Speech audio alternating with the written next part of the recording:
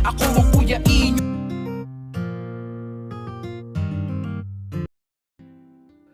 Magandang araw po sa inyong lahat at muli po welcome po dito sa inyong paboritong programa. Dear Kuya E, magandang araw po sa lahat po ng inyong mga tagapakinig. Kuya E, sa bawat mga content o kahit anong bagay, hindi po mawawala ang mga bashers kaya wag nyo na lamang po silang patulan. I-shout out mo po ako sa pangalang Dion. Isa po akong tagong gay. Hindi ako nagkakagusto sa babae kaya alam ko po sa sarili ko kung ano ako. At gaya nga po ng madalas ko na naririnig sa inyo, madalas talaga sa kabataan nangyayari ang mga hindi natin inaasahan na naaabuso na tayo ng hindi pa natin alam dahil sa kamusmusan.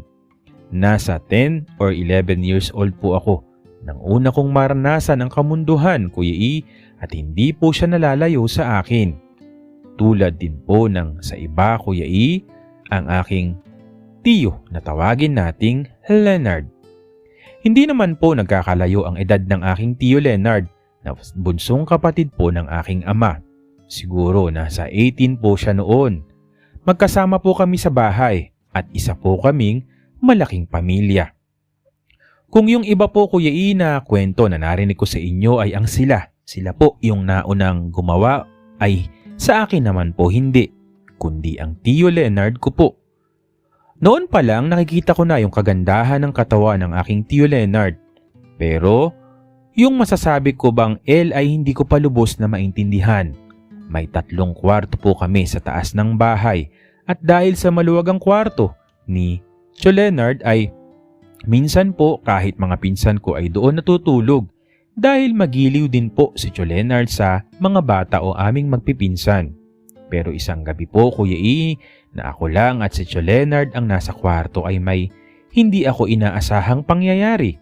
Nagising po ako, Kuya E, na ang kamay ko ay naroon sa loob ng bahagi ng shorts ni Tio Leonard. Hindi ko pa po naisip o parang naalimpungatan ako na bakit may mainit akong hawak o nararamdaman sa aking kamay. Tatanggalin ko iyon nang tila magulat si Tio Leonard at siya ang nagtanggal nang gumalaw ako. Sabi ko, ano yun to? Sabi niya, wala naman pero di ba, Dion, nagustuhan mo? Ano po? Yung tanong ko. Binalik niya ang kamay ko doon sa kanyang paps, Kuya E, na medyo mamasa-masa na at sabi ko, bakit basa? Sabi niya sa akin, baka pwede ko raw bang laruin? Sabi ko ay paano pong laro? Itinuro niya sa akin ang gagawin, Kuya E, at ako naman, tila ba in-enjoy ko naman, pati nang marinig yung boses niya na tila ba naliligayahan. Hanggang sa hilingin sa akin ni Tio Leonard na subukan ko raw na lantakan.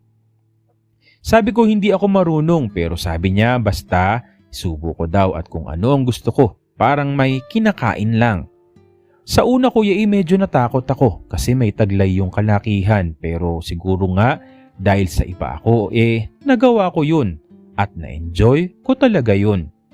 Hindi na yata mapigilan ni Tio Leonard ang kanyang L hanggang sa boom, nahawakan niya ako sa aking ulo at yun na nga po ang aking unang lasap sa sinasabing krema. Halos mabulunan ako dahil nga sa marami yun at doon na nga nagsimula na gusto ko na laging gawin yun. Nasasamantala naman namin kapag wala kaming kasama. Ang bahay po namin, Kuya E, ay may maliit na atik at doon kami madalas pumesto ni Tio Leonard. Tatawagin niya ako at matik, nakahain na sa akin, ang sabi niya ay jumbo sausage. Ewan ko nga ba pero ang makita ko ang aking Tio Leonard sa aktong masaya ay mas lalo akong na-excite. Iba talaga ang mga nagagawa ng pagiging bata. Matagal akong ganong namulat sa sinabi ni Tio Leonard na sikreto namin. Kasi daw bawal daw ang ginagawa namin at baka mapagalitan ako o siya rin naman kaya ng aking tatay. Sa paglipas ng mga buwan na taon, Kuya E, nakasanayan ko na talaga yung mga ganong bagay na talagang tila pareho kaming na-addict. Ako sa paglantak at siya naman ay sa pagpapalantak. Parang anytime na lang kahit saan sa CR kapag walang tao sinasabay niya ako paliligo. Nang magkatrabaho po si Tio Leonard, Ganun pa rin pero sabi ko, bakit nga ba nagbago ang lasa at krema? Dahil daw siguro sa pagod niya. Pero same pa rin naman ang tindig. Minsan Kuya E, nilak niya ang pinto dahil sa nakakatulog ako na nakalantak sa kanyang paps. Sa mga hindi maniwala, wala akong pake. Basta, yun ang naranasan ko na legit Kuya E na sadyang nakakapagpael sa akin kung sa panahon ngayon ay pag-uusapan. Sobrang bait po ni Tio Leonard sa akin at masasabi ko po na siguro nga pambawi niya sa akin ang mga bagay na yun at pera na binibigay niya kung isipin ko ngayon yung mga naganap sa aming dalawa. Kapag naalala ko Kuya E ang aming 6 na taon mula 10 years ako hanggang sa mag 16 or 17, naiisip ko na siguro marami ka pa sana kaming pinagsamahan. Kasi Kuya E, nung tumuntong po ako ng 17 years old ay nakapangibang bansa po si Tio Leonard. Pero hindi na muli kami nagkita pa muli dahil sa isang pangyayari na hindi ko masyadong maibabahagi.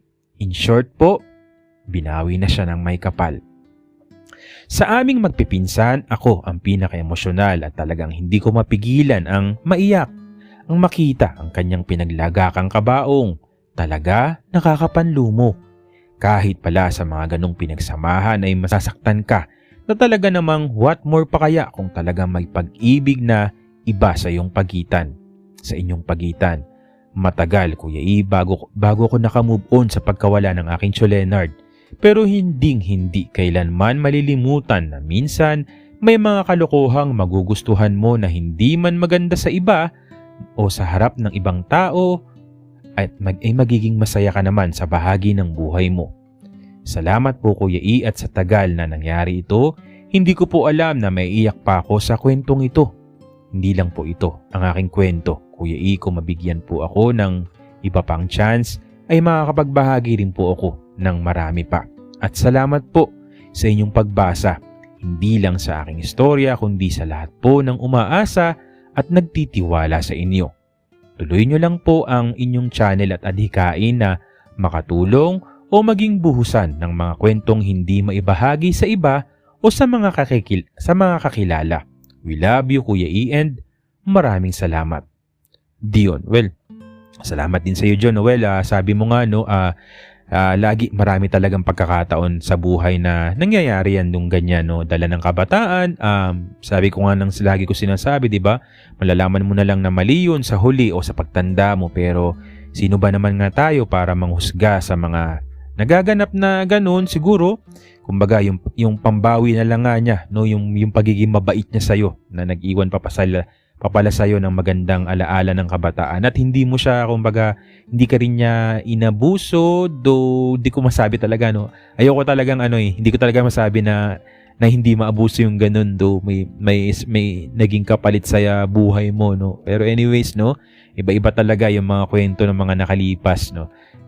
Mga panahon, yung mga walang masyadong kaalaman, yung mga tao sa mga ganung bagay o sadyang may likas lang talaga sa tao na gawin yun kahit pa kamag-anak mo. Muli, maraming salamat sa iyo Dion at maraming salamat po sa patuloy na sumusubaybay, sumusuporta dito po sa inyong paboritong programa. Maraming salamat po sa inyong lahat.